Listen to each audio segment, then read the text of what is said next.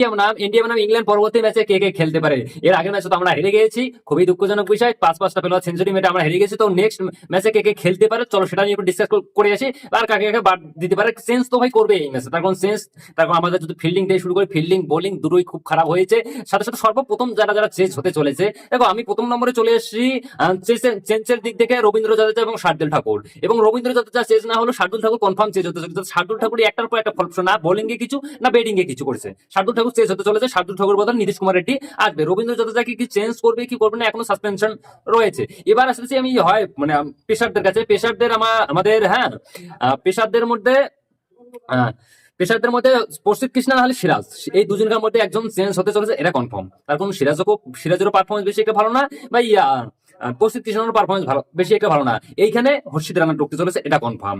তারপরে চলে আসছে যে আর কে চেঞ্জ হতে পারে। তারপরে অলরাউন্ডার চেঞ্জ হতে পারে আমাদের করুণ নায়ার, ভাই কুখ্যাত প্লেয়ার করুণ নায়ার গুরু, সে চেঞ্জ হতে পারে। তার কারণ দেখো দুটো ম্যাচেতেই করুণ নায়ারের ফলপ একে একই ফলপ শো, তাহলে ভাই তাকে কিসের জন্য খেলবে। এই তিনটে যে চেঞ্জ হতে চলেছে এটা কনফার্ম। একমাত্র হচ্ছে করুণ নায়ার, শার্দুল ঠাকুর এবং করুণ নায়ার, শার্দুল ঠাকুর, আর একটা তোমার ফাস্ট বলারের মধ্যে যে কোনো একটা চেঞ্জ হতে চলছে, হয়তো প্রসিদ্ধ কৃষ্ণ আলে মোহাম্মদ সিরাজ, এই দুটোর একটা। দুজনকারই পারফরমেন্স কিন্তু বেশি একটা ভালো না, এই হচ্ছে কথা। তো বাকি যদি দেখি ভাই এই মানে ম্যাচে এত ক্যাচ মিস করছে যা বলার কথা না। শশী জসপাল একাই মনে হয় 5টা ক্যাচ মিস করছে। ভাই এত ক্যাচ মিস করলে কি আর ম্যাচ জেতানো যায় বলো? পাঁচটা পেলোয়ার সেঞ্চুরি করে একটা ম্যাচের মধ্যে তাও জিততে পারলো না, কি বলবো, দুঃখের কথা। তো দেখি কয়টা পরিবর্তন হয়, কয়টা কি হয়। তো থাকো নেক্সট ভিডিও অপেক্ষায়। ভিডিওতে লাইক করে চ্যানেলটাকে সাবস্ক্রাইব করে দাও। চলো আজকে